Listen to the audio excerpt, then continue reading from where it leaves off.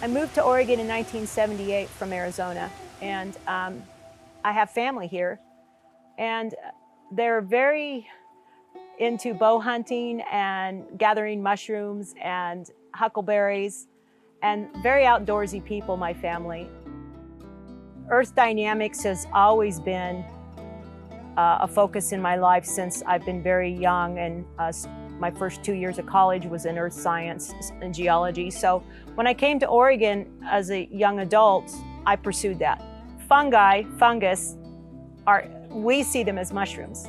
And it's really important to understand that for the mushroom to fruit above ground, something has to happen below ground. About 14 or 15 years ago, the forest floor was going through some type of dehydration where there was not enough moisture. What I was observing in the forest was the dehydration was being caused by too much vegetative mass competing for limited moisture.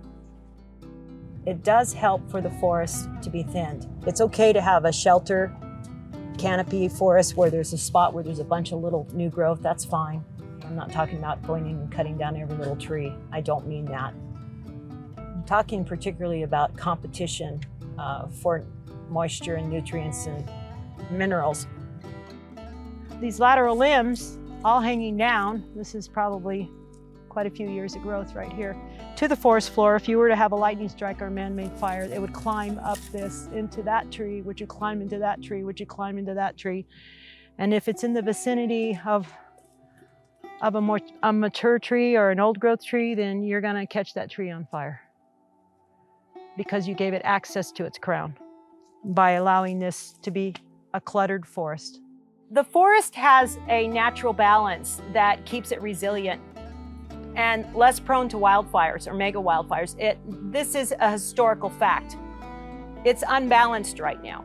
The forest, when it becomes unbalanced, is to me like a teeter-totter, and at some point the fulcrum is going to tip.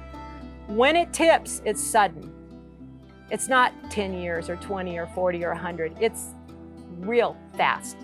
When the forest loses resiliency, the only way for nature to correct this imbalance is wildfire. We're in a situation now where the teeter-totter has tipped. It tipped a few years ago. And so the forest decline is accelerated now. It's at a fast pace. This tree here is incredible. And if you'll notice the scaffolding, it doesn't start till nearly 40 feet up. And if you'll also notice, there's no really serious concentration of new growth of trees in the last 40 years that would reach to its canopy. So if there was a wildfire in here, this tree's gonna make it.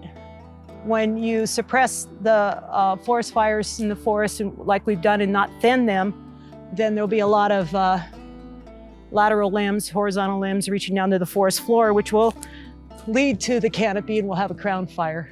But not in the case of this. This is a good situation here.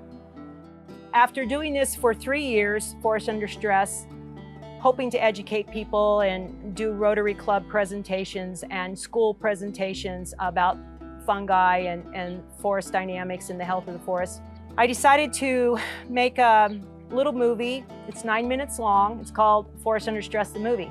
It took me 3 years to create the movie, a year to write the script with my daughter, Mika Bravo Ramirez. The reason I wanted to make the film Forest Under Stress was because in 9 minutes, I felt I could get across the science that I have observed for the last 40 years in a simple format of a very complicated subject.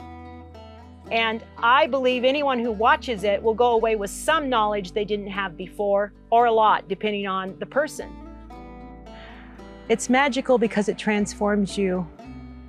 If you stop and think about it, you're immediately aware that you're in something very old, and you're in something that survived so many seasons. We have to protect them from that. We have to protect them from the wildfires.